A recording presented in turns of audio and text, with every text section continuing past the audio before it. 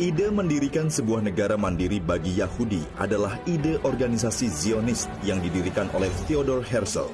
Ide ini adalah respon terhadap ancaman eksistensial terhadap kaum Yahudi akibat gelombang nasionalisme radikal dan gagalnya asimilasi sosial kaum Yahudi yang berkembang di Eropa pada paruh kedua abad 19 yang berpuncak pada peristiwa Holocaust atau pembantaian kaum Yahudi.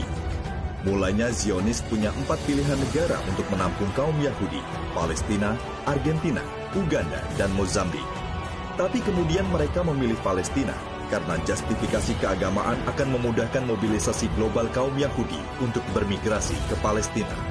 Di tengah kecamuk Perang Dunia Pertama, 2 November 1917, Arthur Balfour mendeklarasikan dukungan penuh Inggris terhadap misi Zionis membentuk negara Israel di Palestina melalui surat kepada Rothschild setahun sebelumnya pada 1916 karena pasukan sekutu yang di dalamnya terdapat Inggris dan Prancis yakin dapat mengalahkan Imperium Ottoman.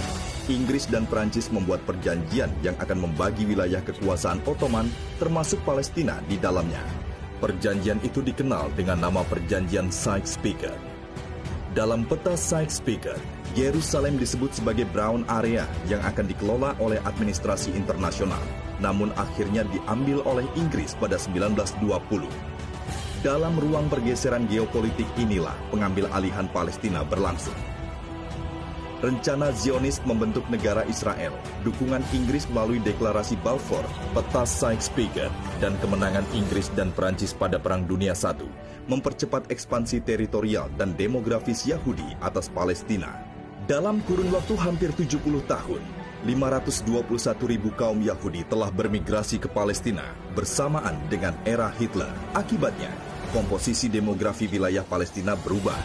Kaum Yahudi yang awalnya hanya 3% dari total 460.000 penduduk pada tahun 1882 menjadi 31,5% dari total 2.065.000 penduduk pada tahun 1948 di tanah Palestina. Begitulah cerita negara Israel dimulai.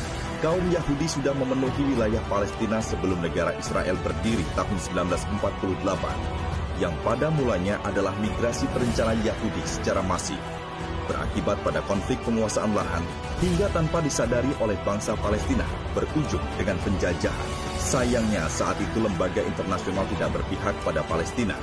PBB justru menetapkan resolusi PBB nomor 181 tahun 1947 membagi wilayah Palestina menjadi 3 zona, yaitu untuk pemerintahan Israel, pemerintahan Palestina, dan zona bersama yang dinamakan Al-Quds atau Yerusalem.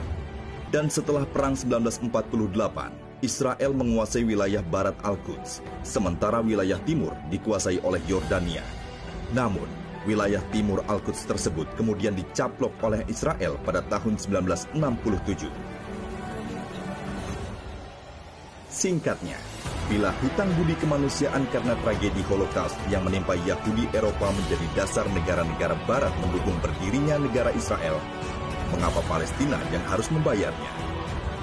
Logika apa yang membenarkan kaum Yahudi yang menjadi korban pembantaian di Eropa sekonyong-konyong datang ke tanah Palestina dan berbalik menjadi pelaku pembantaian kaum Muslim di Palestina? Dan kini, 100 tahun kemudian, pengakuan Trump atas Yerusalem dan Al-Quds sebagai ibu kota Israel 6 Desember lalu menyempurnakan skenario 1 abad Zionis. Sesuai mimpi Bapak Negara Israel, Theodor Herzl, tidaklah sempurna tanpa Al-Quds.